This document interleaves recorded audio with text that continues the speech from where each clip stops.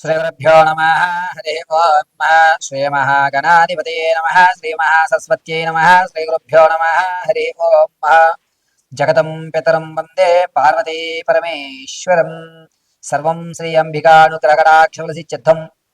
ప్రతి ఒక్కరికి కూడా ఈ పరాభావనామ సంవత్సరంలో అనేకమైనటువంటి ఇబ్బందులు చవిచూసి ఈ సంవత్సరమన్నా సరే నా యొక్క స్థితి మారుతోందా మారడం లేదా, నేను ఏ విధంగా స్థిరపడగలుగుతాను అనేటువంటి సందేహం ఉన్నవారు, ఈ సంవత్సరమైనా నా జాతకం మారితే నేనంటూ ప్రూవ్ చేసుకోవడానికి అవకాశాలు ఎక్కడన్నా కలుగుతాయా అనే ఆలోచన ఉన్న వాళ్ళకి మనం మేషం మొదలు పెట్టుకుని మీనరాశి వరకు కూడా ఏ విధంగా వారి యొక్క జాతక ప్రభావాలు ఉండబోతున్నాయి, ఎవరి యొక్క జాతకంలో ఆదాయ వ్యయ రాజపూజ అవమానాలు ఏ విధంగా ఉండబోతున్నాయి అనేటువంటివి గోచార రీత్యా వారి వారి ఫలితాల్ని వివరించి చెప్పడం జరుగుతుంది.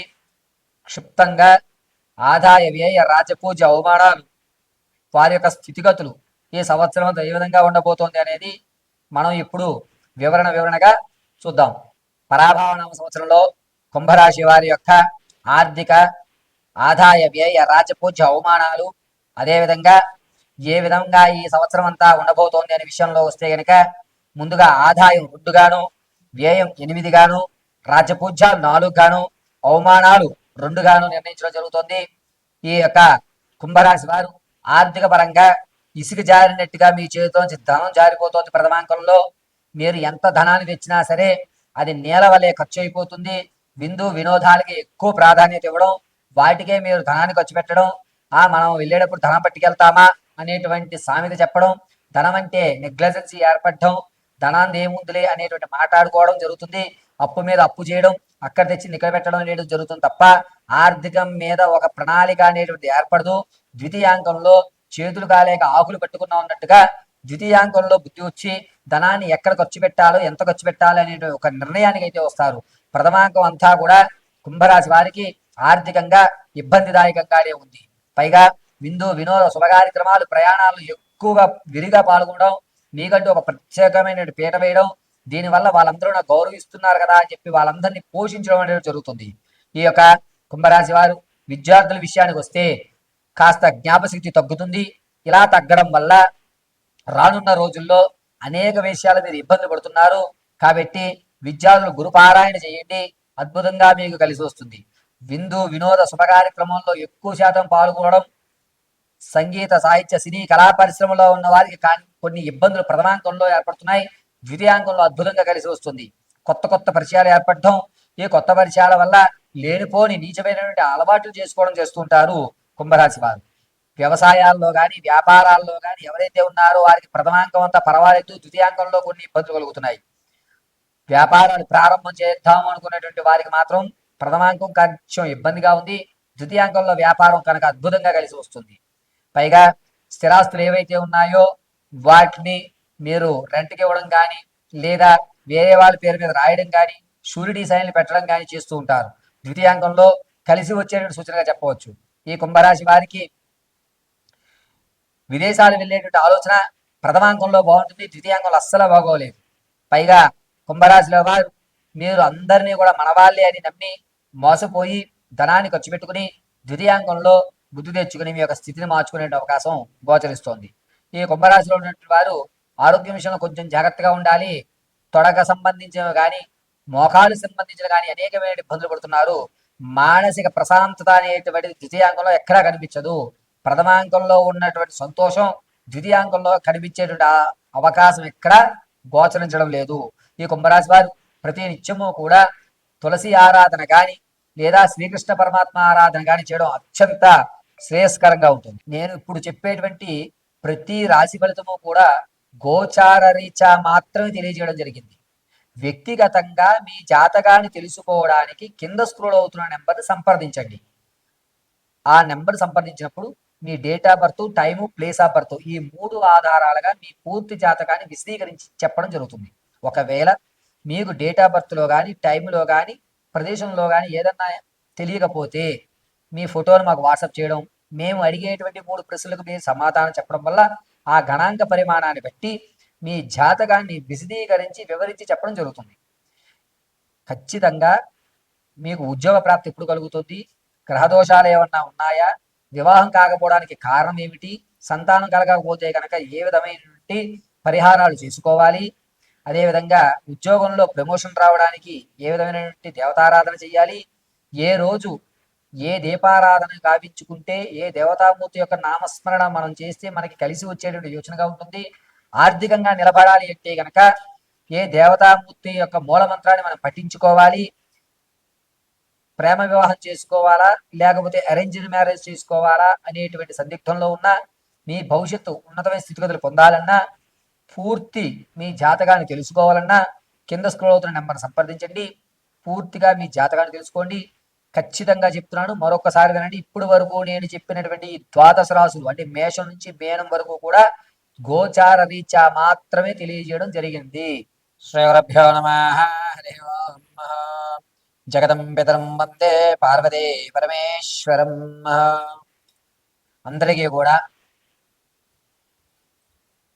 పరాభావనామ సంవత్సరంలో అనుకున్నటువంటి కార్యక్రమాలు పూర్తి అవుతూ అప్పులు బాధలు లేకుండా ఎటువంటి అనారోగ్య వ్యక్తులు లేకుండా పరిపూర్ణమైనటువంటి మీ ధర్మమైన మనోవాంఛలను తీరాలని ఆ జగదాంబిక దుర్గీ కటాక్షం కలుగుతూ ఉండాలని మనస్ఫూర్తిగా కోరుకుంటూ అందరికీ ఉగాది శుభాకాంక్షలు. అయితే ఈ ఉగాది నుంచి కూడా మన భారతదేశంలో జరిగేటువంటి మార్పులు ఏమిటి, అది రాజకీయంగా కానీ ఏమైనా అలజడులు జరుగుతాయా, పెను ప్రమాదాలు ఏమైనా పొంచి ఉన్నాయా, గ్రహణాలు ఏ నెలలో వస్తున్నాయి, అదేవిధంగా రైతులకు కానీ నిరుద్యోగులకు కానీ ఉద్యోగంలో ప్రమోషన్ల కోసం ఎదురు చూస్తున్న వారికి కానీ ఏ విధమైన ఫలితాలు జరగబోతున్నాయి, ఈ పరాభావన సంవత్సరం రాజుస్థానం మంత్రిస్థానం అదేవిధంగా సైన్యాధిపతి ధాన్యాధిపతి రసాధిపతి మేఘాధిపతి నీరసాధిపతులు ఎవరు, వారి ఆ యొక్క పదవి వల్ల ప్రపంచంలో జరిగేటువంటి వింతలు ఏమన్నా ఈ సంవత్సరంలో చోటు చేసుకుంటున్నాయా అనేటువంటి విషయాన్ని క్లుప్తంగా మనం చర్చించుకున్నట్లయితే కనుక ముందుగా పరిపాలించేటువంటి రాజస్థానాన్ని గురుడికి ఇవ్వడం, దీనివల్ల అనేకమైనటువంటి మార్పులు కేంద్రాల్లో జరగడం, కేంద్రము ఒక కఠినమైనటువంటి నిర్ణయాలు తీసుకోవడం, దీనివల్ల ప్రజల్లో నాయకుల మీద కాస్త అసంతృప్తి అనేటువంటిది ఏర్పడము, రాజకీయ విషయాల దగ్గరికి వచ్చేసరికి అత్యంత పెను మార్పులు సంభవించడము అనేటువంటివి ఖచ్చితంగా జరుగుతూ ఉంటాయి. ఇక బొగ్గు, ముత్యం, పత్తి, నూనె అదేవిధంగా జొన్నలు వీటి యొక్క ధరలు కాస్త పెరగడం అనేది జరుగుతూ ఉంటుంది. పైగా రాజు గురుడవడం వల్ల జనాల్లో నాయకుల మీద అపనమ్మకం పెరగడం, ఉగ్రవాదులు అనేటువంటివి లేకుండా ప్రశాంతమైన జీవితం సాగతం. ఆగస్టు నుంచి నవంబర్ మధ్యలో మాత్రం కొన్ని అగ్ని ప్రమాదాలు వాహన ప్రమాదాలు ఎక్కువగా జరిగేటువంటి సూచనలు కనబడుతున్నాయి. ఇక మంత్రిస్థానానికి కుజుడు ఇవ్వడం, కుజుడు మంత్రిస్థానంతో ఉండడం వల్ల ప్రతి ఒక్కరూ కూడా పరిపాలించేటువంటి వారు కానీ వ్యవసాయం చేసేటువంటి వాళ్ళు కానీ విద్యార్థులకు కానీ కన్ఫ్యూజ్ మైండ్ అనేటువంటిది ఏర్పడుతూ ఉంటుంది. ఏది ఆలోచిద్దామన్నా సరైన నిర్ణయం తీసుకోలేక అవకతవకలకు అనేటువంటి గురవుతాం జరుగుతుంది. పైగా మీరు తీసుకున్నటువంటి నిర్ణయం పని పూర్తయ్యేంత వరకు కూడా నేను తప్పుడు నిర్ణయం తీసుకున్నాను అనే ఆలోచనతోటే మీరు ఎదగ సాగడం అనేది జరుగుతూ ఉంటుంది. ఇక సైన్యాధిపతిగా చంద్రుడు ఉండడం వల్ల కొంతవరకు పప్పు దినుసులు అదేవిధంగా వ్యాపార సంస్థలు కూడా కాస్త తగ్గుముఖపడతాయి. వ్యాపారాలు జోరుగా జరిగేటువంటి అవకాశం కనిపించడం లేదు. వ్యాపారం ఎవరైనా సరే ఏ వ్యాపారస్తులైనా సరే తన ఆర్థిక ప్రణాళిక అవకతవకలతో నడుస్తుంది తప్ప అధిక లాభాలు అనేటువంటి జరగవు. ద్రవ్యోల్బణం కాస్త కిందకు పడుతుంది. బంగారు వెండి ధరలు కూడా తగ్గేటువంటి అవకాశాలు ఎక్కువగా కనబడుతూ ఉంటాయి. విందు వినోదాల్లో మాత్రం కాస్త ఇబ్బందులు కలుగుతూ వాతావరణం అంతా కూడా చికాకులతో కూడుకున్నటువంటి వాతావరణాలే ఎక్కువగా గోచరిస్తూ ఉన్నాయి. అదేవిధంగా సైన్యాధిపతిగా శుక్రుడు సైన్యాధిపతిగా ఉండడం వల్ల భారత సైన్యానికి కలిసి వచ్చేటువంటి సూచనగా చెప్పవచ్చు. కొత్త సైన్స్ పరంగా కొత్త వరవల్లోకి మనం రావడం, భారతదేశం అగ్రస్థానానికి వెళ్ళేటువంటి అవకాశం, ఇతర దేశాలు నివ్వెరపోయేలా, ఇతర దేశాలు భయపడేలా మన యొక్క భారత జట్టు కానీ, అదేవిధంగా ఇతర రంగాల్లో కూడా సైన్స్ పరంగా కానీ, టెక్నాలజీ పరంగా కానీ, ఆటల పరంగా కానీ, సాహిత్య పరంగా కానీ మనకంటూ ఒక ప్రత్యేకమైన గుర్తింపు ఏర్పడేటువంటి అవకాశం ఏర్పడుతోంది. భారతదేశం వైపు ఇతర దేశాలు తొంగి చూస్తూ అవ్వేరిపోయేటువంటి అవకాశం ఏర్పడుతోంది. ఇక ఆర్ఘ్యాధిపతి చంద్రుడు అవుతూ ఉండడం వల్ల అనారోగ్య సమస్యలు వెంటాడేటువంటి అవకాశం ఏర్పడుతోంది. పళ్ళ వ్యాపారస్తులు మాత్రం కాస్త ఇబ్బందిదాయకంగా ఉంది. అధికమైనటువంటి ఎండలు గోచరించడం, వృద్ధులు మాత్రం చాలా జాగ్రత్తగా ఉండేటువంటి సూచనగా చెప్పవచ్చు. అంతేకాకుండా మేఘాధిపతి చంద్రుడు అవుతూ ఉండడం వల్ల సకాలంలో రావాల్సిన వర్షాలు వడగళ్ల వర్షాలుగా, రావలసినటువంటి ఋతుపవనాలు కాస్త ఆలస్యంగా రావడం, దీనివల్ల రైతు కొంచెం ఇబ్బంది పడేటువంటి అవకాశం ఏర్పడుతోంది. తగు భూసారము అనేటువంటి తగ్గడం, నీటి కొరత అనేటువంటిది కొంచెం ఏర్పడడం, ప్రాజెక్టులు ఏవైతే ఉన్నాయో, నీటికి సంబంధించిన ప్రాజెక్టులు ఏవైతే ఉన్నాయో అవి ఆగిపోవడం అనేటువంటిది ఎక్కువగా గోచరిస్తుంది. రసాధిపతి సూర్యుడు అవుతూ ఉండడం వల్ల భార్యాభర్తల మధ్య కానీ లేదా స్నేహబంధమైనటువంటి విషయాల్లో కానీ అవకతవకలు ఏర్పడుతున్నాయి. ఒకరి మీద ఒకరికి అపనమ్మకం అనేటువంటిది ఎక్కువ ఏర్పడేటువంటి అవకాశం ఏర్పడుతుంది. మనుషుల మధ్య కలమషం అనేటువంటిది జూలై నుంచి ప్రారంభమయ్యి నవంబర్ వరకు కూడా ఎవరు ఎవరిని పూర్తిగా నమ్మేటువంటి గోచరం ఎక్కడా గోచరించడం లేదు. ఇక నీరసాధిపతి గురుడు అవ్వడం వల్ల